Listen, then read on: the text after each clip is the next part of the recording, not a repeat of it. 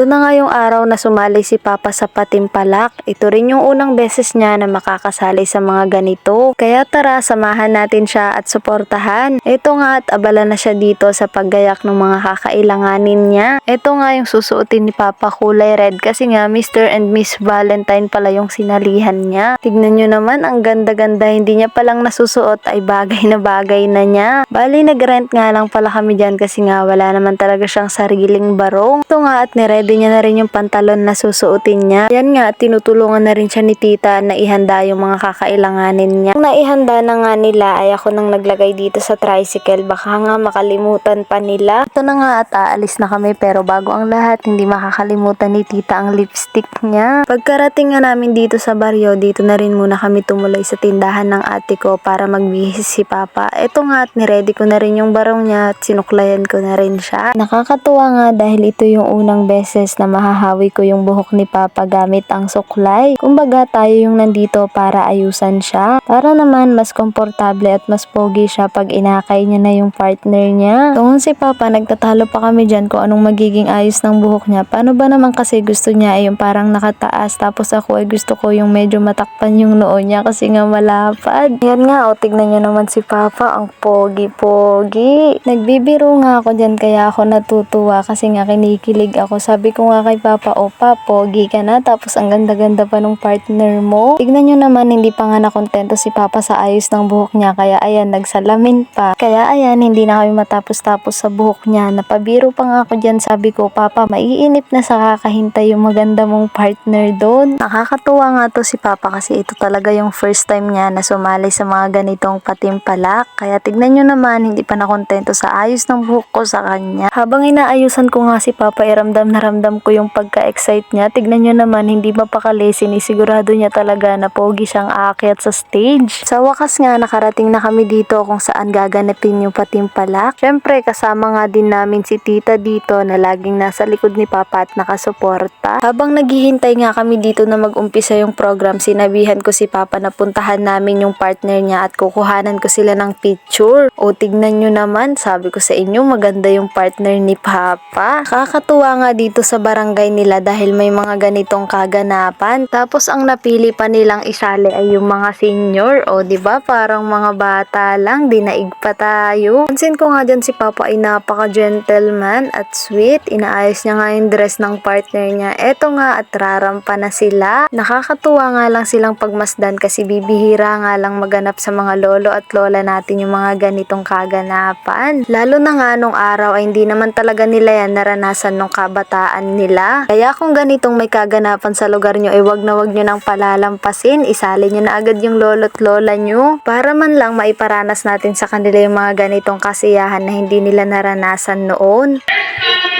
Dito nga awarding na at nagulat pa nga ako dahil first runner up pa nga yung Papa ko. Tignan nyo naman, may pa-trophy pa nga. Ito nga at meron pa siyang pa-corona. O tignan nyo naman, nakaka-proud talaga yung Papa ko. Tuwa nga ako dyan kay Papa kasi may paganyan pa nga siya. Tapos nga ng awarding ay may pa-picture nga sila dito. Pagtapos nga ng picture taking ay meron palang ganito. Mga oras nga na yan hindi ko maintindihan yung nararamdaman ko kasi nga kinikilig ako para kay Papa. Tignan nyo naman, ang ganda nung partner niya. O tuwa nga ako dyan kasi nga nahihiya yung partner ni Papa dahil nga first time niya daw yan. Tapos nga ng sayaw nila bago kami umuwi, ito nga nagpa-picture pa yung SK nila. Ito nga si Papa akala niya tapos na silang mag-picture, hindi pa pala kaya hinila siya dyan. Ito nga sa wakas ay natapos na rin sila kaya uuwi na kami kasi malalim na din yung gabi. Hanggang dito na lang muna.